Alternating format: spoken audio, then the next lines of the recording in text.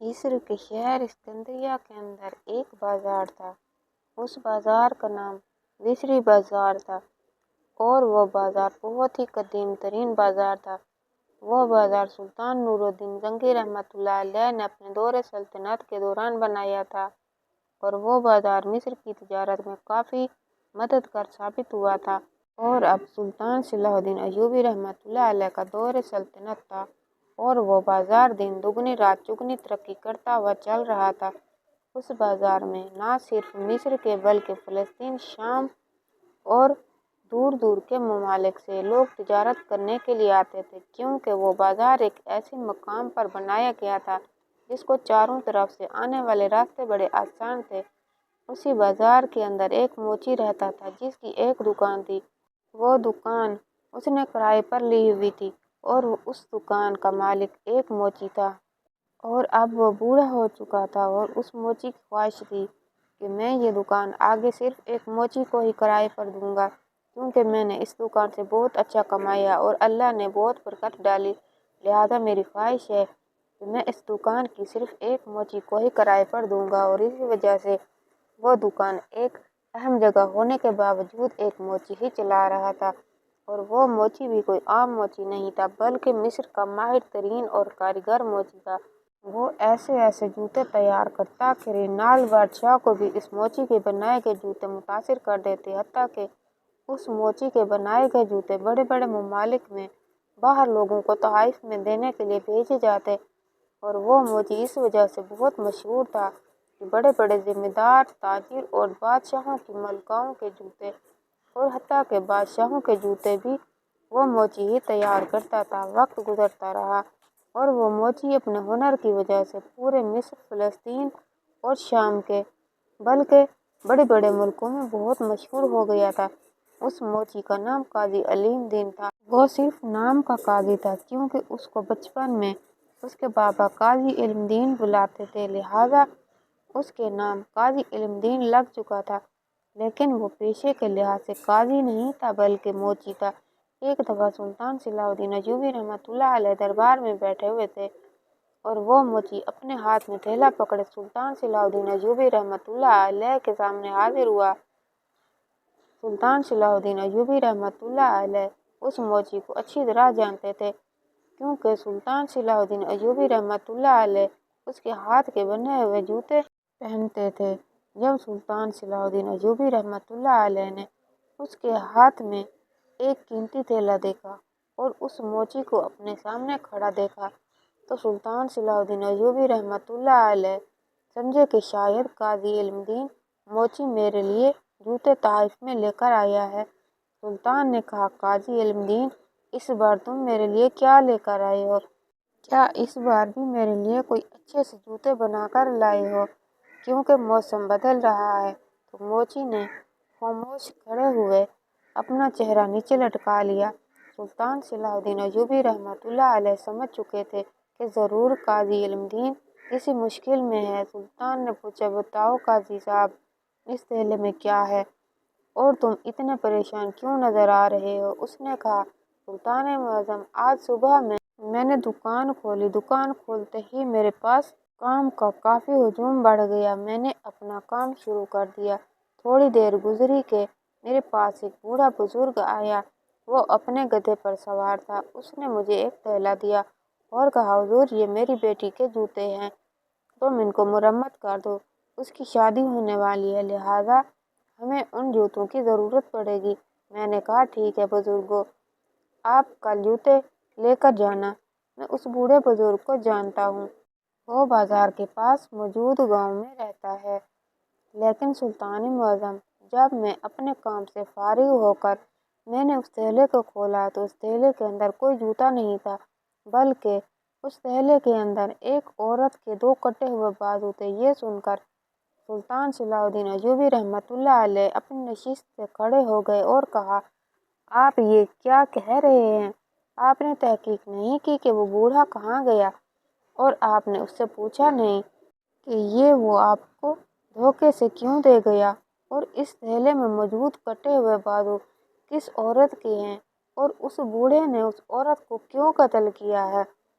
تو اس نے کہا، حضور، جب میں نے تھیلے میں بازو دیکھے تو میں چند لمحوں کے لیے کانپنے لگا، لیکن جب میں اپنے ہوش میں واپس آیا تو مجھے اور کوئی راستہ دکھائی نہ دیا۔ میں سیدھا ان کو لے کر آپ کے پاس آ گیا، کیونکہ میں جانتا تھا کہ اگر بازار میں موجود کسی اور نے اس تھیلے میں موجود کٹے ہوئے بازو دیکھ لیے تو وہ مجھے سیدھا قاضی صاحب کے پاس لے جائیں گے، اور قاضی صاحب بنا کوئی ثبوت، بنا کوئی جانچ کیے مجھے اس ثبوت کی بنا پر پھانسی کی سزا سنا دیں گے۔ یہ سن کر سلطان صلاح الدین ایوبی رحمۃ اللہ علیہ نے اسے حکم دیا کہ اس بوڑھے کو ابھی اور اسی وقت حاضر کیا جائے۔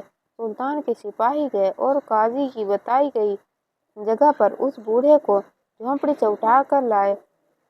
سلطان صلاح الدین ایوبی رحمۃ اللہ علیہ نے پوچھا، بابا جی، آپ اپنی عمر دیکھیں اور اپنے کام، 70 سال آپ کی عمر لگ رہی ہے، موت آپ کے قریب ہے اور آپ نے ایک لڑکی کا قتل کیا، بتاؤ اس کے پیچھے کیا وجہ تھی؟ وہ یہ سن کر کانپنے لگا اور کہا، حضور، یہ آپ کیا کہہ رہے ہیں؟ میں نے کسی کو قتل نہیں کیا، میں تو خود ایک نوجوان بیٹی کا باپ ہوں اور بڑی مشکلوں سے اس کو رخصت کر رہا ہوں۔ سلطان صلاح الدین ایوبی رحمۃ اللہ علیہ نے اس بوڑھے کو تفصیل سے بتایا کہ کس طرح تم اس کو تھیلا دے کر گئے تھے، اور جب موچی صاحب نے اس کو کھولا تو اس میں 2 کٹے ہوئے بازو تھے۔ اس نے کہا، سلطان معظم، میں نہیں جانتا اس تھیلے میں بازو کیسے آئے، مجھے میری بیٹی نے اس میں جوتے ڈال کر دیے تھے۔ پھر سلطان صلاح الدین ایوبی رحمۃ اللہ علیہ نے اس سے پوچھا، بابا جی، جب آپ اپنے گھر سے وہ تھیلا لے کر گزر رہے تھے تو آپ نے کہیں پڑاؤ کیا تھا، کہیں آپ رکے تھے یا کوئی آپ کو راستے میں ملا تھا؟ تو اس نے کہا، ہاں سلطان معظم، جب میں اپنے گھر سے نکلا تو بازار میں موجود بام خانے پر گیا، میں نے وہاں جا کر 2 سکے ادا کیے، ایک ٹھنڈا مشروب پیا اور اپنا تھیلا لے کر وہاں سے چل پڑا۔ لیکن جب میں وہاں بام خانے سے اٹھنے لگا تو میرے ساتھ والی نشست پر ایک اور آدمی بیٹھا ہوا تھا اور اس کے پاس بھی وہی تھیلا تھا، اور اسی طرح اس بوڑھے کو یاد آیا، حضور، ہو سکتا ہے کہ میرا تھیلا اس نے مجھ سے بدل لیا ہو۔ سلطان صلاح الدین ایوبی رحمۃ اللہ علیہ نے کہا، بابا جی، کیا تم اس نوجوان کو جانتے ہو؟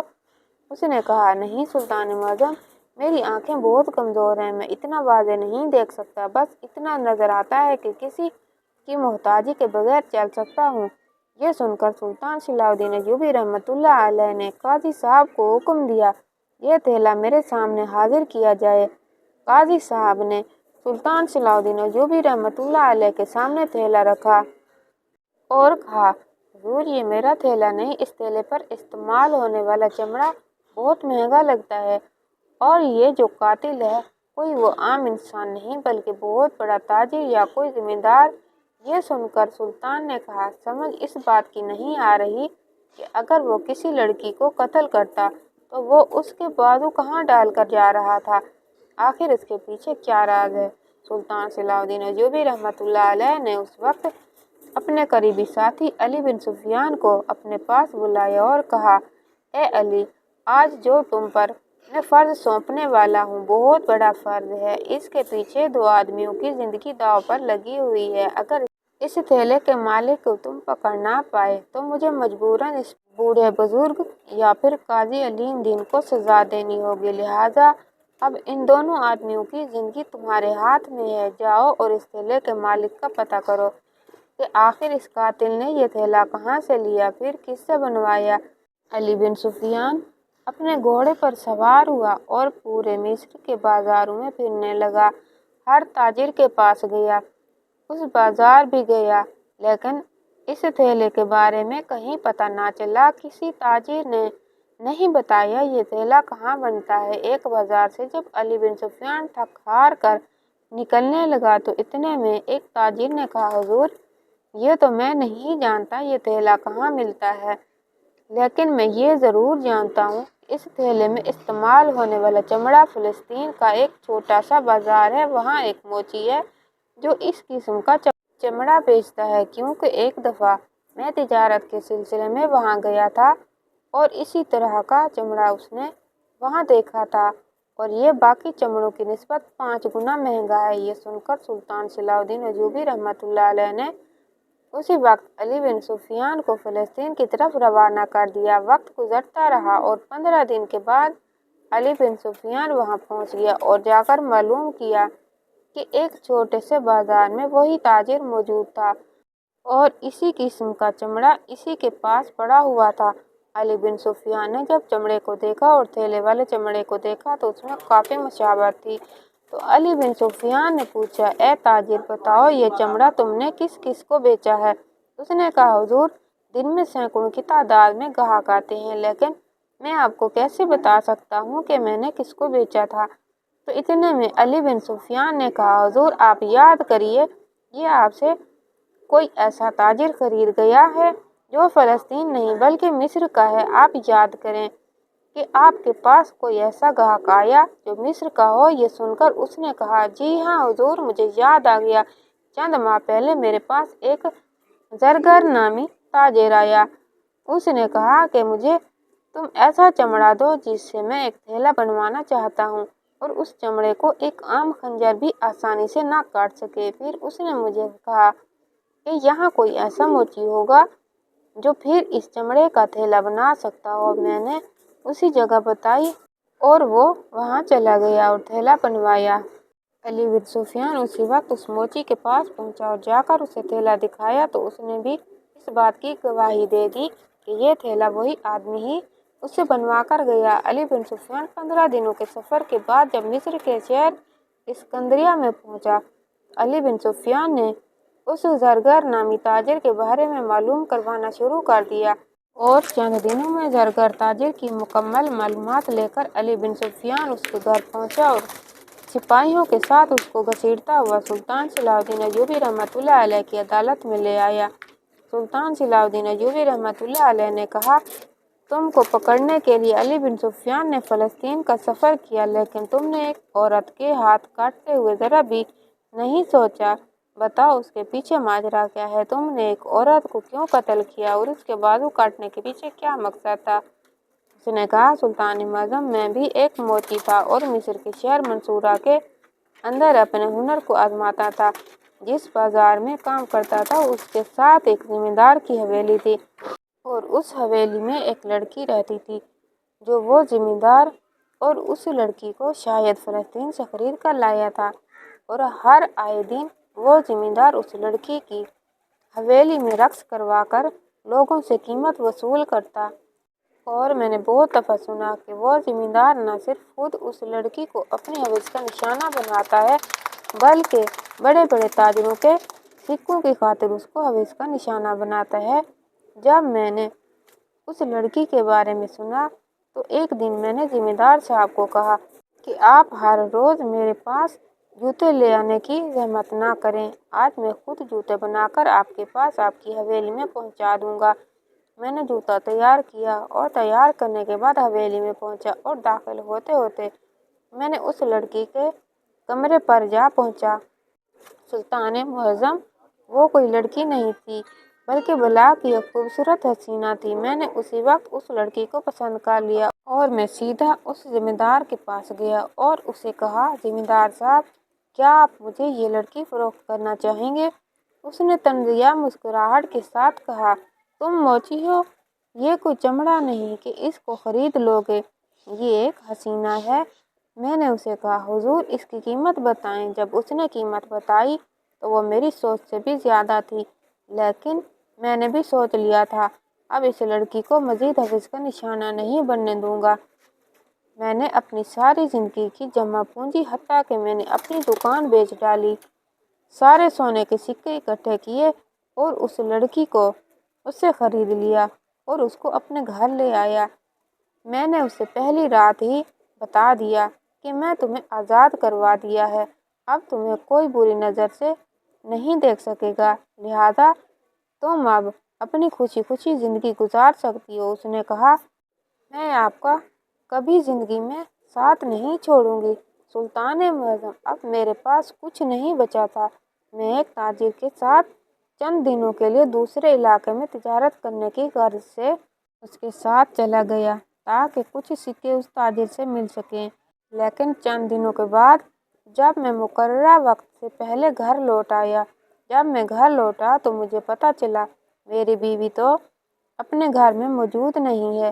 معلوم کرتے کرتے میں اس حویلی جا پہنچا تو میری بیوی دوبارہ اسی حویلی میں رقص کر رہی تھی اور تمام لوگ شراب کے نشے میں دھت میری بیوی کا رقص دیکھ رہے تھے۔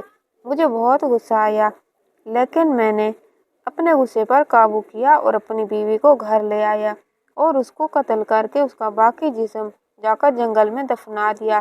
لیکن میں نے اس کے بازو کاٹے اور اس کو تھیلے میں ڈالا اور یہ سوچ کر میں لے کر آ رہا تھا کہ اس وحشی ذمہ دار کو دکھاؤں گا کہ جو چیز میری نہیں ہو سکی وہ تمہاری نہیں ہونے دوں گا۔ میں نے اس لڑکی کی قیمت ادا کی۔ میں نے اپنی ساری زندگی کی جمع پونجی لگا دی تھی، لیکن اس نے پھر بھی مجھے دھوکہ دیا۔ لیکن جب میں بازار میں پہنچا تو مجھے شک ہو گیا کہ میرے گاؤں والوں کو پتہ چل چکا ہے کہ میں نے لڑکی کو قتل کر دیا، لہٰذا وہ میرے پیچھے پیچھے تھے۔ اس لیے میں نے اس بوڑھے بزرگ کے تھیلے کو دیکھا، وہ کافی میرے تھیلے سے مشابہت رکھتا تھا اور میں نے دیکھا اس کی نظر کمزور ہے، اس لیے میں نے وہ تھیلا اس کے ساتھ بدل لیا اور اس بوڑھے بزرگ کو پتہ نہیں چلا۔ لیکن سلطان معظم، میں یہ نہیں جانتا تھا کہ ایک تھیلے کی وجہ سے میں پکڑا جاؤں گا۔ سلطان صلاح الدین ایوبی رحمۃ اللہ علیہ نے کہا، بے شک وہ ذمہ دار بھی سزا کا مستحق تھا اور تیری بیوی نے بھی تیرے ساتھ غداری کی، لہٰذا وہ بھی سزا کی مستحق تھی، لیکن سزا یا تو قاضی صاحب دے سکتا ہے یا پھر ریاست۔ تم سزا دینے والے کون تھے؟ لہٰذا تمہیں ایک عورت کے قتل میں پھانسی دی جاتی ہے۔ اور اس کے بعد سلطان صلاح الدین ایوبی رحمۃ اللہ علیہ نے اسی وقت اپنے سپاہیوں کو بھیج کر اس ذمہ دار کو اٹھوا لیا اور اس کو بھی نامحرم عورتوں کے ساتھ جسم کے ساتھ کھیلنے کی وجہ سے سنسار کرنے کا حکم دے دیا۔ اور اسی طرح سلطان صلاح الدین ایوبی رحمۃ اللہ علیہ نے ایک تھیلے کی مدد سے قاتل کو پکڑ لیا اور اس کے بعد سلطان صلاح الدین ایوبی رحمۃ اللہ علیہ نے اس بوڑھے بزرگ کی بیٹی کی رخصتی کا سارا خرچہ خزانے کی طرف سے ادا کیا۔ اور اس قاتل کے دل میں منافقت کی وجہ سے، کیونکہ وہ اس بوڑھے بزرگ کو اپنا گناہ تھوپنا چاہتا تھا، اور اس قاتل کی وجہ سے سلطان صلاح الدین ایوبی رحمۃ اللہ علیہ نے اس بوڑھے کی اتنے بڑے بوجھ کو اپنے ذمہ لے لیا اور اس کی بیٹی کو رخصت کروا دیا اور قاضی عالم دین کو اس کی عقل مندی کی وجہ سے انعام و کرام سے بھی نوازا اور اس کو اس کے گھر کی طرف رخصت کر دیا۔ ناظرین، آپ کو ویڈیو کیسی لگی؟ کمنٹ باکس میں رائے کا اظہار ضرور کیجیے گا اور ویڈیو کو لائک اور چینل کو سبسکرائب کرنا مت بھولیے گا۔ انشاءاللہ تعالیٰ کل اگلی ویڈیو کے ساتھ حاضر ہوں گے، تب تک کے لیے اللہ حافظ۔